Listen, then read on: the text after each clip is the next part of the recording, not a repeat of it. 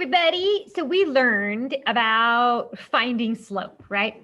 So I can look at this line and I can totally figure out what the slope is, but I look at this point and I can count up because remember the slope is rise over run, right? So I can totally look at this and go, I'm going to count this. I've got a point right here. I've got a point right here. And I go 1, 2, 3 up. So that's my rise. My rise is 3. And I go 1 over. My run is 1. And that is my slope. And life is happy and good. And I'm done. And I've figured out the slope. Okay. Well, that's great on this graph because they're like so close and I can count up 3 and I can count over 1 and life is easy and good. But life is not always easy and good on every graph. The problem is some of them, number one, you don't have a graph. You're just going to have points. And the universe is going to say, hey, find the slope with just these points. So you're going to be like, well, crap, I don't have a graph. I can't count. And sometimes also, you're going to have like huge distances between your points and your slope is going to be like 72 over 17. And you're like, okay, so, and this doesn't reduce, right? 72 over 17 doesn't reduce. So that's the slope. And I don't know about you. I mean, I enjoy numbers, but I don't want to sit there counting to 72 all day long. Like, who wants to count to 72? And who wants to sit there counting to 17? So there is an easier way. So the rise is just our change in our y. How much did y change? And I'm going to teach you something cool. This is a Greek letter delta. It's also a triangle, but it's a Greek letter delta. And that means the change. The rise is how much the y changed by how much the x changed, right? If here from this point to this point, the y changed by 1, 2, 3. And from this point to this point, the x changed by 1, right? If I look at these points, this is the point 3, 4. And this is the point 2, 1. And if I look at the difference between 4 and 1, the difference between 4 and 1 is 3. And if I look at the difference between 3 and 2, the difference between 3 and 2 is 1. So we get our slope equals 3 over 1. So we can actually calculate the slope instead of being slave to counting all the time. Let me show you. Let's do one here where we're just going to calculate it. We're not going to count it. So the first thing I've got to do is I've got to find 2 points. Here's a point. Woo! My graph just moved. It was exciting. Here's a point, and here's a point. So this is the point, looks like 2, 5. So the little x is 2 and the y is 5. And this is the point 1, 3. So the x is 1 and the y is 3. And I need to look at, okay, so it's still going to be rise over run, but now it's going to be the change in y divided by the change in x. So we've got to keep track of these changes. So I'm going to call this point 1. And this is going to be point 2. Now, it does not matter which one I label point 1 and point 2. I just need to keep track because for the change in y, I'm going to need to subtract my y2 minus my y1 over my x2 minus my x1. And let me show you back here up on this, why we need to keep track. So up here, okay, I had the difference between 4 and 1. So 4 minus 1 is 3. But if I had said, okay, 4 minus 1 is 3, but then 2 minus 3 is negative 1, then I'd get a slope of negative 3 over 1. But this is clearly a positive slope. This slope, if we had, remember, if we had teeny little Mrs. Barlow, teeny little Mrs. Barlow is clearly climbing this mountain. She is not skiing down it. If we go from here to here, it is a positive slope because it goes up. So if I subtract this one, if I do 4 minus 1 over 2 minus 3, I get the wrong answer. So I need to make sure that I'm subtracting the right ones. So if I label them, and I always do 2 minus 1 and 2 minus 1, then I will be okay. Then I can keep track. It does not matter which one you label as 0.1, and it does not matter which one you label as 0.2. You're going to get the same answer regardless, because the slope is what the slope is. In fact, I can even show you. We're going to do one with this being 0.1 and one with this being 0.2, and then we'll flip-flop them. Okay, so if this is 0.2, then I have y2 is going to be 3. Remember, I do the y's on top because they are the rise. They are the uppy, downy, and slope is rise over run. So 0.2 is 3 and 0.1 is 5. So I do 3 minus 5, which is going to give me a negative number. And you might be looking at this going, ah, that is a negative number. And that is a positive slope. And it just means find a happy place and we'll be fine. Because let me show you what's going to happen. X2 is 1. X1 is 2. So 1 minus 2. So 3 minus 5 is negative 2. 1 minus 2 is negative 1. And look, oh my gosh, I've got a negative over a negative, and a negative over a negative gives me a positive. So my slope is positive 2 over 1. Okay. So let's do this. Let's switch colors. We're going to switch to purple. And then I'm going to have this be 0.2. And this be 0.1, and you guys are going to be able to see that we get the same answer. Okay, so if this is 0.2, now this one is first. So this y2 is going to be 5. So if you, I'm going to write this down again. Hang on before I write my 5. I'm still going to have y2 minus y1 divided by x2 minus x1. Okay, so y2 now is 5. And y1 is now 3, so it's 5 minus 3. And x2 is now 2. And x1 is now 1. So 5 minus 3 is 2. And 2 minus 1 is 1. And actually, these two just ended up positive, so I didn't have that second step. And my slope is 2 over 1. And we got the same number both ways. So it doesn't matter which one you labeled this way. We ended up with some negative numbers that we had to deal with, but we can deal with negative numbers. We are 8th graders, and if you really, truly, passionately cannot deal with negative numbers, whip out a calculator. I don't care. Okay, so so it's fine. So what if I don't have a graph? What if I just have the points? Should we do one with just points?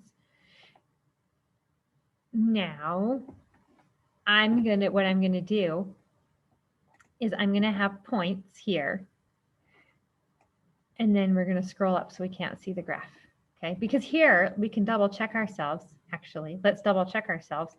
Our slope is 1, 2 over 1. So we're right, it's 2 over 1, okay? Now you might be telling yourself, can I simplify this to 2?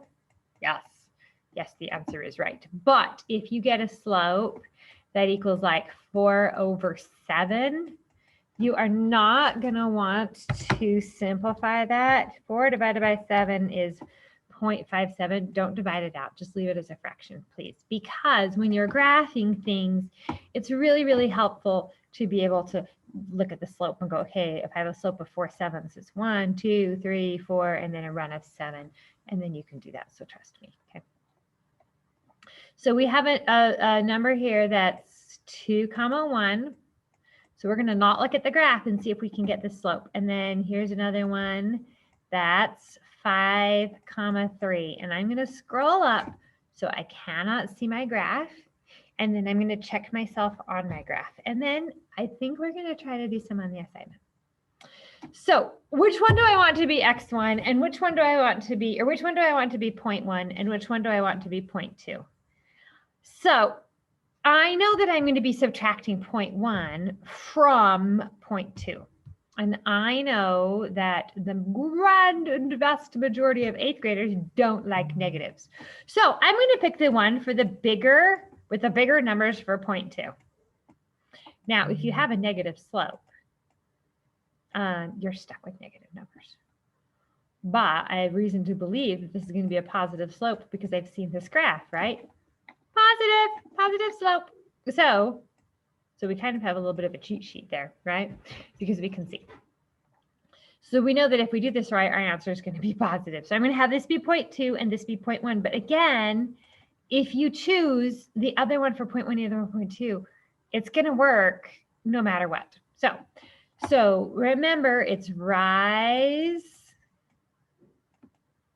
over run, which is the same thing as the change in y over the change in x, which is the same thing as y2 minus y1 divided by x2 minus x1. Now, if I had to pick a mistake that students make that I see the most, is they will use this one for y2 and this one for y1, and then they use this one for x2 and this one for x1, and they flip-flop them, and then what you end up with is you end up with the negative of your slope, which is not what you want. Okay, you end up with the opposite. So y2 is 3. Why is y2 3? Because we decided that this is 0.2 and this is y. y1, so subtract, y1 is 1. Okay, divided by, let's see, x2 is 5, and x1 is 2. So I have 3 minus 1 is 2, and 5 minus 2 is 3. So my slope should be 2/3.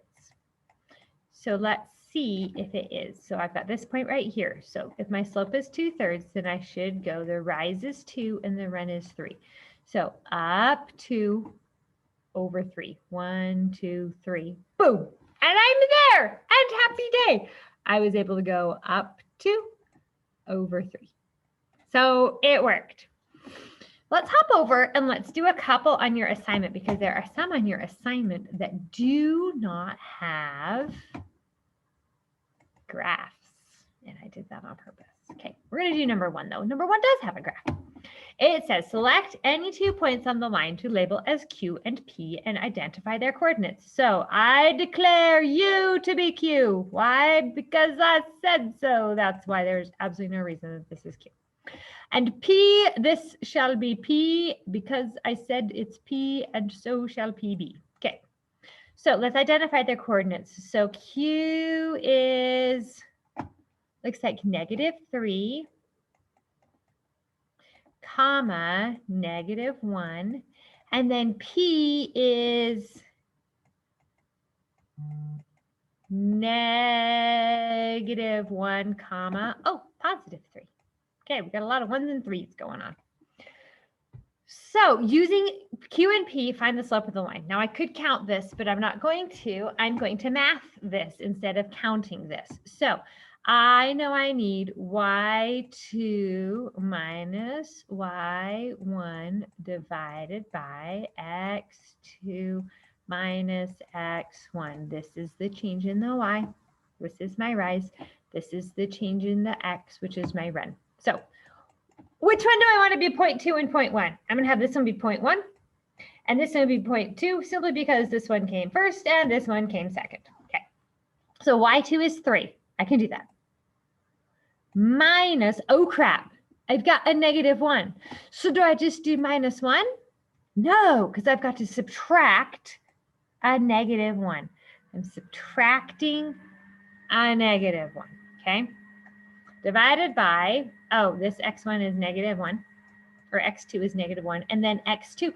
Again, okay, so I'm subtracting it, but it's -3 that I'm subtracting. 1 minus -3. Well, I know that whenever I subtract a negative, it's the same thing as adding it. The negative and the negative turn into a positive. I'm taking away the negativeness. The negativity is going away and it is becoming positive. If you're having a crappy day and you're negative and some magical fairy comes and says, I will suck the negativity out of you, you become positive, right? Because that's all that's left.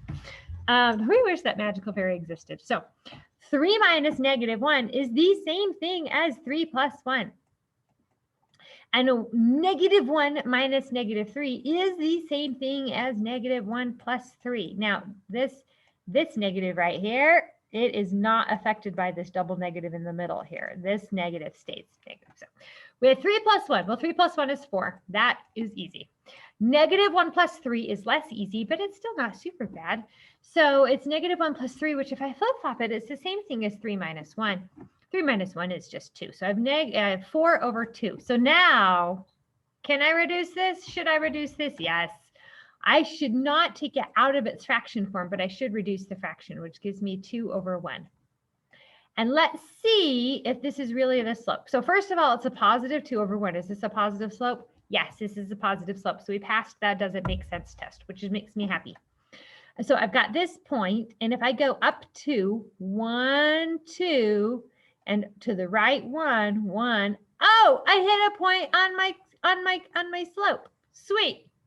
Now I could have used this point initially, and then I wouldn't have had to reduce my fraction. I didn't notice that point. I used this point, but I got the same answer.